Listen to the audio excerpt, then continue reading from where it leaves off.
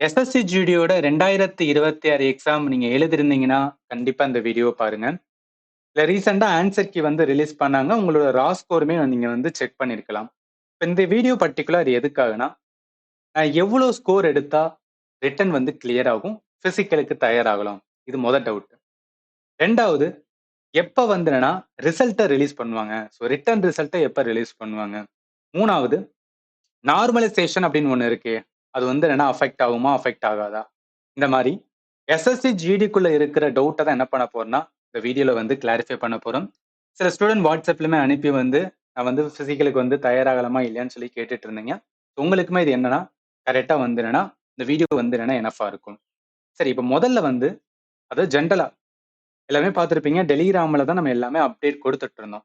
டெலிகிராம வந்து என்னன்னா, கொஞ்சம் டெம்பரரியா பேன் பண்ணதுனால, நம்மளோட வாட்ஸ்அப் சேனல் வந்து கிரியேட் பண்ணியிருக்கோம். ஸோ டெலிகிராம்ல நெறைய சப்போர்ட் இருந்தது. 8000 பிளஸ் ஸ்டூடண்ட் வந்து ஃபாலோ பண்ணிட்டு இருந்தீங்க. வாட்ஸ்அப்ல நீங்க வந்து என்னன்னா, ஜாயின் பண்ணிக்கங்க. எதுக்காக சொல்ல வரேன்னா, ஒரு central government exam, SSC, railway and வந்து டிஃபென்ஸ் லெவல். இந்த 3 லெவல்ல என்ன ஒரு அப்டேட் வந்தாலும், புதுசா ஒரு எக்ஸாம் வந்தாலும் நான் என்ன பண்ணிருவேன்னா, ப்ராப்பரா என்னோட சேனல்ல வந்து என்ன குடுத்துருவேன்னா, நான் வந்து அப்டேட் பண்ணிருவேன். சேனலுக்கான லிங்க் இந்த வீடியோட டிஸ்கிரிப்ஷன்ல இருக்கு. நீங்க வந்து செக் பண்ணிக்கலாம். சரி. நான் ரொம்பலாம் சுத்தி வளைக்கல. ஸ்ட்ரைட் டூ த பாயிண்ட் வந்து வரேன். அதாவது என்ன கட் ஆஃப் வரும் அப்படின்னு சொல்றேன். இப்ப ப்ரீவியஸ் இயர் கம்பேர் பண்ணும்போது 2025 நம்ம கம்பேர் பண்ணி பார்த்தோம்னா, ஓவரால் வேக்கன்சி நீங்க பார்க்கலாம். ஏன்னா, நார்மலுக்கு அப்புறம் ஒரு எக்ஸ்ட்ரா ஒரு வேக்கன்சி வந்து ரிவைஸ்டு வேக்கன்சி இருந்தது. 53,690. தமிழ்நாடு பொறுத்தளவுக்கு 1,752. ஸோ அதோட ஆக்சுவல் கட் ஆஃப் நீங்க பார்க்கலாம்.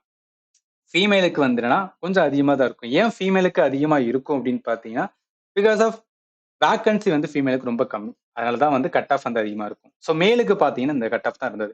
இத பேஸா வச்சு என்னன்னா, அதாவது இத ஸ்டாண்டர்டா வச்சு, இந்த வருஷம் 2026க்கு பார்த்தீங்கன்னா, மொத்த வேக்கன்சி 25,487. இப்ப இதுலயும் டவுட் வரலாம். சார் வேக்கன்சி இம்ப்ரூவ் ஆகுமா? இம்ப்ரூவ் ஆகாதுன்னா சான்சஸ் இருக்கு. ஏன்னா, போன வட்டம்லாம் வந்து என்னன்னா, பிசிக்கல் அந்த டைம்ல தான் என்ன சொன்னாங்கன்னா, ரிவைஸ்டு வேக்கன்சி அப்படின்னு குடுத்தாங்க. ஸோ அந்த மாரி வந்து எக்ஸ்பெக்ட் பண்ணலாம். வேக்கன்சி என்ன ஆகும்னா இம்ப்ரூவ் ஆகும். இப்ப இருக்கிறத வச்சு பொறுத்தளவுக்கு தமிழ்நாடோட வேக்கன்சி 774. ஸோ அதனால என்னன்னா எக்ஸ்பெக்டட் கட் ஆஃப் இது எக்ஸ்பெக்டட் தான். இந்த ரேஞ்சில இருக்கலாம்னு சொல்லி தான் என்னன்னா நான் சொல்றேன். ஃபீமேலுக்கு பாருங்களேன். யூஆர் பொறுத்தளவுக்கு 70ல இருந்து 80 எடுத்தீங்கன்னா, தாராளமா என்ன பண்ணுங்கன்னா, பிசிக்கல் வந்து ஸ்டார்ட் பண்ணுங்க. அதே மேல் கேட்டகரில யூஆர் கேட்டகரி 70ல இருந்து 75. ஓபிசி பொறுத்தளவுக்கு ஃபீமேல்னா 70ல இருந்து 75. ஓபிசி பொறுத்தளவுக்கு மெயில்னா 65ல இருந்து 72. இந்த ரேஞ்சுக்குள்ள என்னன்னா, நீங்க மார்க் இருந்தீங்க. உங்களோட ரா ஸ்கோர் இருந்துச்சுன்னா, டெஃபினட்டா என்ன பண்ணலாம்னா, நீங்க வந்து பிசிக்கல் வந்து தயார் பண்ணலாம். SC, ST. ஸோ 65ல இருந்து 70, 60ல இருந்து 65. இதே மேல் கேட்டகரினா, எஸ்சிக்கு பொறுத்தளவுக்கு 60ல இருந்து 65. எஸ்டிக்கு வந்து 55ல இருந்து 60. இடபிள்யூஎஸ் பொறுத்தளவுக்கு ஃபீமேல் கேட்டகரினா 58ல இருந்து 62. இடபிள்யூஎஸ் பொறுத்தளவுக்கு மேல் கேட்டகரினா 35ல இருந்து 45. சரி என்ன அப்படின்னா, ஆல்ரெடி நான் சொல்லிட்டேன். இது ஒரு எக்ஸ்பெக்டட் தான். சரி. இப்ப இந்த கட் ஆஃப் வந்து எத வச்சு தீர்மானிக்கப்படும்? எதனால இந்த கட் ஆஃப்லாம் வந்து லாஸ்ட் வருஷம் எத வச்சு எடுத்தாங்கன்னா, 2 ரீசன் தான். ஒண்ணு வேக்கன்சி. நீங்க பார்க்கலாம். போன வருஷத்துக்கு வந்து என்னன்னா 1445 மேலுக்கு இருந்தது. ஃபீமேலுக்கு 307 இருந்தது. அதனால 1752.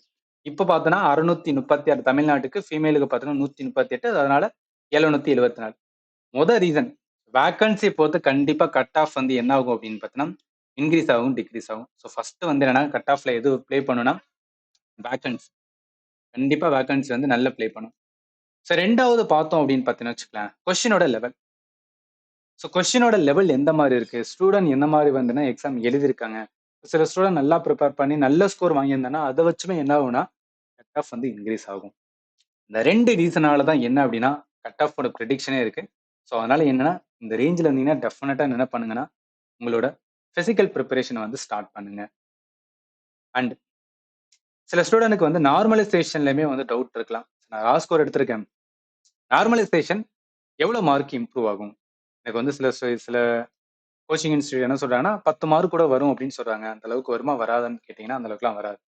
ஏன்னா இது வந்து ஒவ்வொரு இத பொறுத்து மாறும். இப்ப நார்மலைசேஷன் அந்த ஃபேக்டர் என்ன அப்படின்னா, எக்ஸாம் வந்து மல்டிபிள் ஷிஃப்ட்ல கண்டக்ட் பண்றாங்கன்னா, எஸ்எஸ்சி முடிச்ச அளவுக்கு என்னன்னா, நெறைய ஷிஃப்ட்ல தான் வந்து கண்டக்ட் பண்ணுவாங்க. ஆனா ஒரு ஷிஃப்ட்ல என்ன இருக்கும்னா ஈஸியா இருக்கும். இன்னொரு ஷிஃப்ட்ல வந்து என்னன்னா கஷ்டமா இருக்கும். சில நாள்ல வந்துனா ரொம்ப வந்து ஈஸியா கேட்பாங்க. சில நாள் டஃப்பா கேட்பாங்க. இந்த மாரி என்னன்னா, அந்த ஒரு நாள் ஈஸியா இருக்கு, ஒரு நாள் டஃப்பா இருக்கு பார்த்தீங்களா? அத வந்து என்ன பண்ணணும்னா ஈக்குவலைஸ் பண்ணணும். ஏன்னா யோசிச்சு பாருங்களேன், ஏன்னா ஃபேர்னஸ் ரொம்ப ரொம்ப இம்பார்ட்டன்ட். அதாவது எல்லாருக்குமே ஈக்குவலா தான் என்ன இருக்கணும் அப்படின்னு பார்த்தீங்கன்னு வச்சுக்கலாம், டிஃபிகல்டிஸ் வந்து ஃபீல் ஆகணும். ஒருத்தவங்களுக்கு ஈஸி, ஒருத்தவங்களுக்கு டஃப்னா அது நல்லா இருக்காது. ஸோ அதனால என்ன பண்ணுவாங்க அப்படின்னு பார்த்தீங்கன்னா, எல்லா ஷிஃப்ட்டையும் கம்பேர் பண்ணி, அதுலேருந்து ஒரு ஆவரேஜ் மார்க், அதுலேருந்து ஆவரேஜ் மார்க் எடுத்து, அதுக்கு ஒரு ஃபார்முலாவே இருக்கு. ஸோ அந்த ஃபார்முலா நம்மளுக்கு என்ன அப்படின்னு பார்த்தீங்கன்னு வச்சுக்கோங்க, ரொம்ப ரொம்ப வந்து என்னன்னா டெப்த்தா போகும். தேவையில்ல, ஒரு ஃபார்முலா இருக்கு. அந்த ஃபார்முலா பேஸ் பண்ணி என்ன பண்ணுவாங்கன்னா, மார்க் வந்து என்னன்னா அட்ஜஸ்ட் பண்ணுவாங்க. இல்ல நார்மலைஸ் நம்மளுக்கு கட் ஆஃப் எத வச்சு சொல்லுவாங்கன்னா, நார்மலைசேஷனோட என்ன ஸ்கோர் இருக்கோ அந்த கட் ஆஃப். இப்ப நீங்க ரா ஸ்கோர்ல இருந்து என்னன்னா 2ல இருந்து ஒரு 3 மார்க் வந்து இன்கிரீஸ் ஆகும். இப்ப சில ஷிஃப்ட் ஈஸியா இருக்குன்னா, அதுல என்ன ஆகும்னா கம்மியாகும். இந்த ஷிஃப்ட் கஷ்டமா இருந்துச்சுன்னா 1 மார்க் 2 மார்க் கூட போகும். இந்த மாரி தான் என்னன்னா ஃபேக்டர் இந்த மாரி நீங்க பார்க்கலாம். இப்ப 67.5 ஒருத்தர் எடுத்திருக்காருன்னா, நார்மலைஸ்ல என்ன ஆகும்னா ஒரு 2ல இருந்து 3 மார்க் வந்து இன்கிரீஸ் ஆகலாம். ஏன்னா அவரோட ஷிஃப்ட் என்னன்னா டஃப்பா இருக்கலாம். இதுதான் வந்து நார்மலைசேஷன் அப்படின்னு சொல்லுவாங்க. ஸோ மெரிட் லிஸ்ட் எத வச்சு பிரிப்பேர் பண்ணுவாங்கன்னா, அந்த நார்மலைஸ் ஸ்கோர் வச்சு தான் பிரிப்பேர் பண்ணுவாங்க. ரா ஸ்கோர வச்சு கிடையாது. இது வந்து பேசிக் உங்களுக்கு தெரியணும். அதனால சொல்றேன். இப்ப சில ஸ்டூடண்ட்க்கு வந்து இதுல கூட டவுட் இருக்கலாம். நார்மலைசேஷன் எஸ்எஸ்சில நிறைய எக்ஸாம்ஸ் எல்லாம் பண்றாங்கன்னா, எஸ். மல்டிபிள் ஷிஃப்ட்ல எந்த இதெல்லாம் எக்ஸாம் கண்டக்ட் பண்றாங்களோ, அதுல டெஃபினட்டா என்ன இருக்குன்னா, நார்மலைசேஷன் அப்படின்னு ஒரு ஃபேக்டர் வந்து ஆட் ஆகும். இதனால எக்ஸ்ட்ரா மார்க் வந்து கிடைக்குமா? எஸ். ஆனா டிக்ரீஸ் ஆகலாம், இன்கிரீஸ் ஆகலாம். ஆல்ரெடி சொல்லிட்டேன்.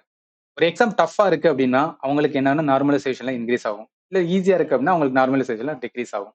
ஸோ ஃபார்முலா வந்து நம்மளுக்கு வந்து பப்ளிக்கா குடுத்துருக்காங்க. எஸ்எஸ்சி வந்து பப்ளிஷ் பண்ணல. ஸோ அது வந்து ஒரு ஸ்ட்ராட்டஜிக் ஃபார்மா தான். அது வந்து பப்ளிஷ் பண்ணல.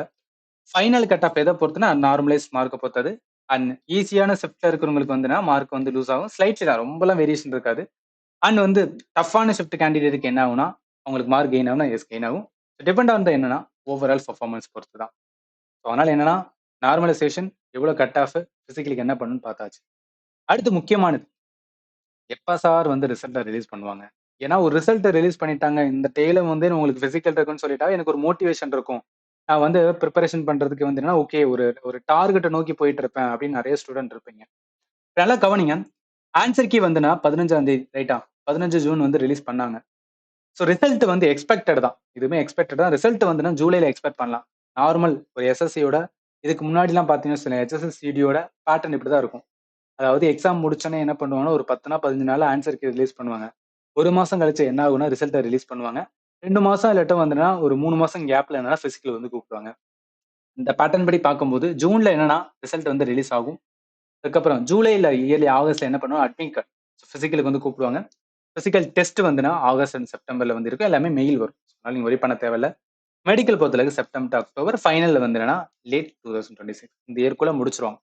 அந்த மாரி தான். ஏன்னா அடுத்து வந்து என்ன அவங்களுக்கான வந்து என்னன்னா நெக்ஸ்ட் இயர்க்கான வந்து என்னன்னா ஓப்பன் பண்ணணும் ரைட்டா? ஏன்னா இயர் ஆன் இயர் வந்து என்னன்னா அவங்க வந்து எக்ஸாம் கண்டக்ட் பண்ணணும். ஸோ அதுக்கான வேலையும் போயிட்டு இருக்கனால ஆல்மோஸ்ட் என்னன்னா முடிக்கிறதுக்கான இதுதான் பார்ப்பாங்க. எந்த ஒரு கோர்ட் கேஸும் வரலைன்னா. அதையும் நீங்க புரிஞ்சுக்கணும். எந்த ஒரு கோர்ட் கேஸும் வரலைன்னா, இந்த சொன்னப்பட்ட வந்து எக்ஸ்பெக்டட் இதுல என்ன பண்ணலாம்னா, அவங்க கண்டிப்பா வந்து கண்டக்ட் பண்ணுவாங்க. சரி. ஃபைனல் லாஸ்ட் ஒண்ணே ஒண்ணு தான். அதாவது உங்களுக்கு கம்ப்ளீட்டா entire GK and math course வந்து எஸ்எஸ்சி ஜிடிக்காவே டெடிகேட் தான் எடுத்திருந்தேன். நம்ம கிளாஸஸ் வந்து பார்த்திருந்தீங்க. ஏதாவது ஒரு இடத்துல நான் சொல்லிக்கிறேன். நீங்க என்னோட கிளாஸஸ் பார்த்தனால நீங்க என்ட்ட தான் படிச்சீங்க. என்ட்ட மட்டும் தான் படிச்சீங்கன்னு நான் சொல்லல. லாட் ஆஃப் வந்து நெறைய சேனல்ஸ், நெறைய குட் சேனல்ஸ் வந்து YouTubeல இருக்காங்க.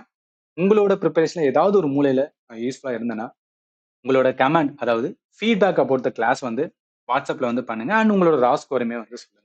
உங்க ஸ்கோர் வந்து சொல்றது போலாம்.